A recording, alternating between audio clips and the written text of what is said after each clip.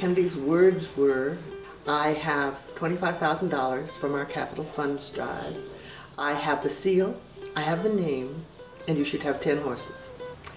And those were his instructions. And on those very detailed instructions, Seabury Hall started. Bishop Kennedy asked Roger, he didn't really ask Roger, he told Roger he's going to be the headmaster of Seabury Hall.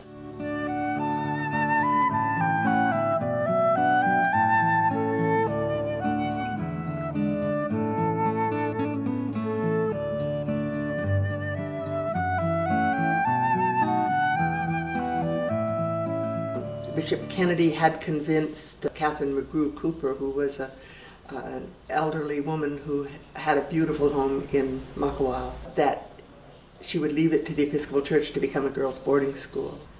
When she died in February of 1964, Bishop Kennedy then went on the search for a headmaster. He organized the committee, but everybody who came out and looked at it was doubtful that it could be done, and particularly doubtful because Bishop Kennedy said when she died in February that the school must open in September.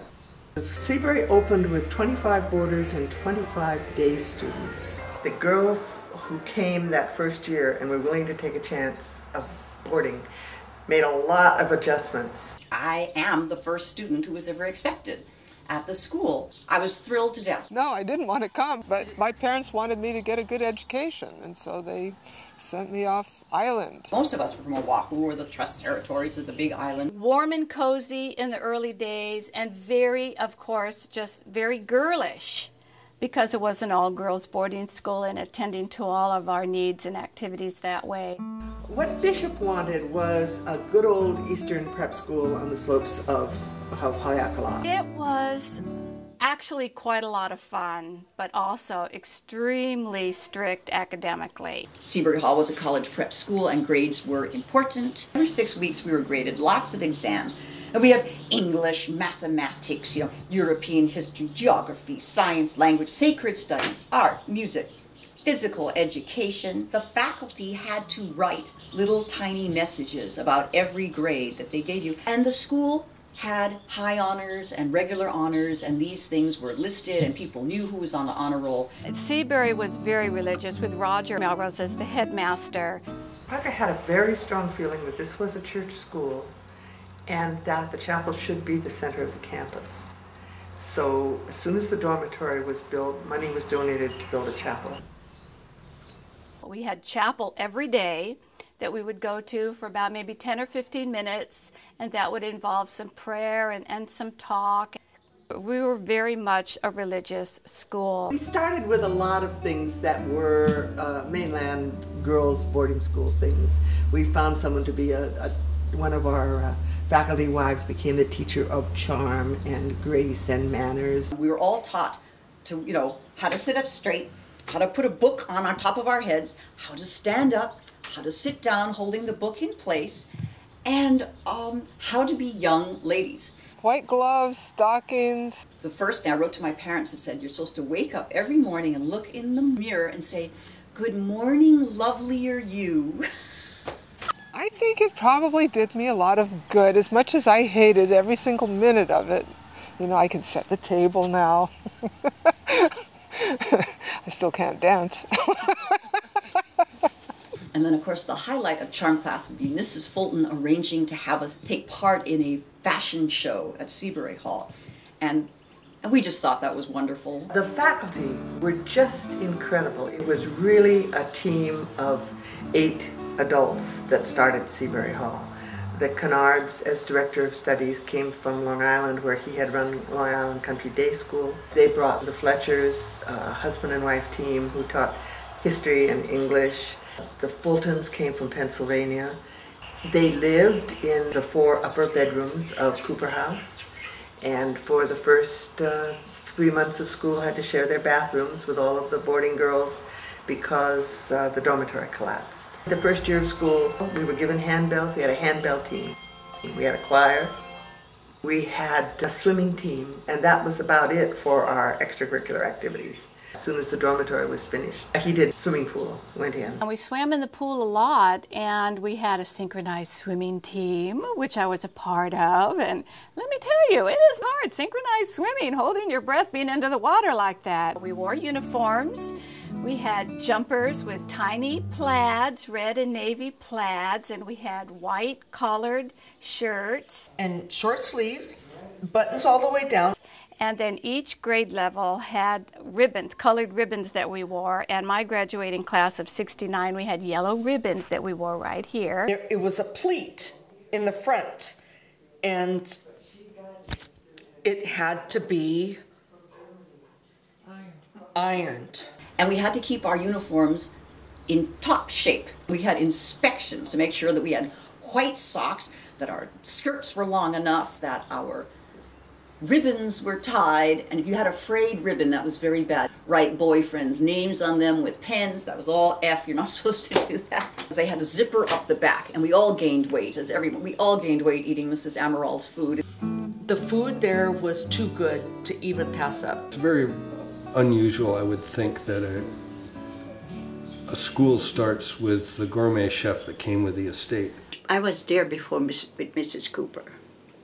And so they decided that I should stay there. I was just a cook, and now, you know, we're going to have a school thing, right? And I didn't know how it would be. So I said, oh, no, I can't.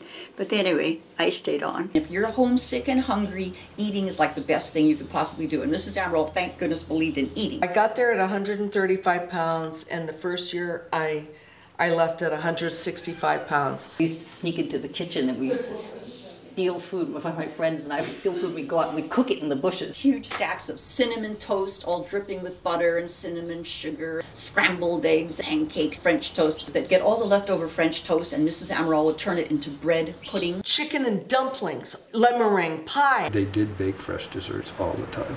It was fabulous. They made birthday cakes for us. You liked chocolate cake or you liked pink cakes. The kitchen, Helen Amaral and Charlotte Merrills would make sure you kind of got what you wanted, which was very thoughtful and dear of them. Both Mrs. Amarals, they stand out very clearly in my mind, and I still see them. There was a stability about Seabury that came from that body of local people who shaped in very profound ways and who interacted with the kids. They weren't there to do a job. They were there to participate in the mission and the adventure.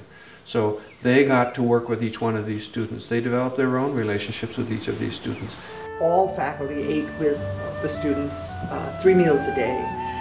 We ate family style. Our family core that moved up there grew from a family of 6 to a family of 50 kind of overnight. Mom and Dad became the surrogate parents for children and girls that were far away from home. Roger and Charlotte were our parents, and that's how they treated us. We really were like a big giant family because we were, like I said, a boarding school, and they took that very seriously. Roger mostly running the school and being sort of the patriarch of the program. Charlotte, in her wonderful way, was so involved in our lives, always looking out for us, bringing us together to have girl talks. One of the things that really carries over with Seabury is the sense of tradition.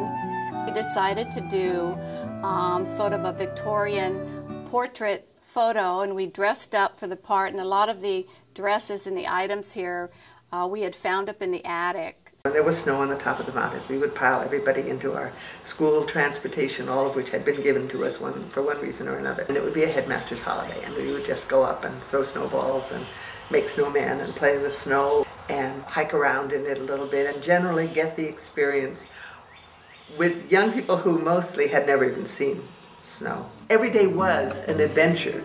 You had all these teenagers from incredible backgrounds all living in the same place, and adults who were sometimes no more or less predictable. The school gave me as an individual something to come up against because I was rebellious.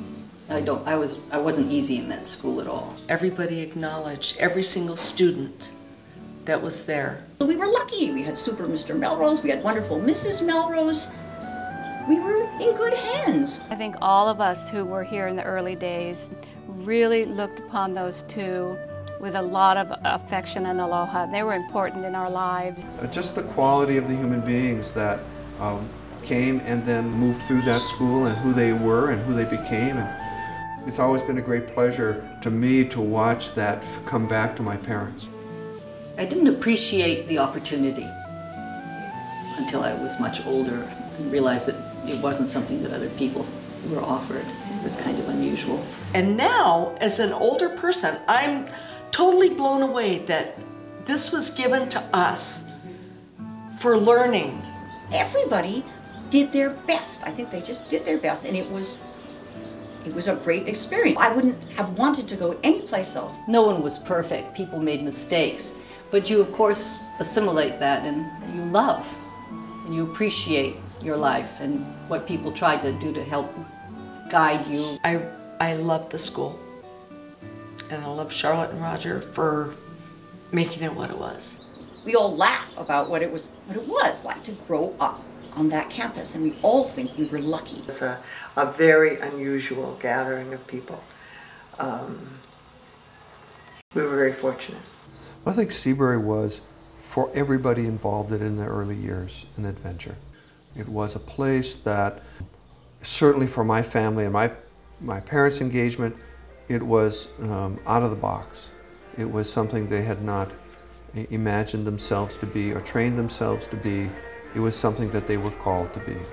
And Seabury was, for my family, a calling.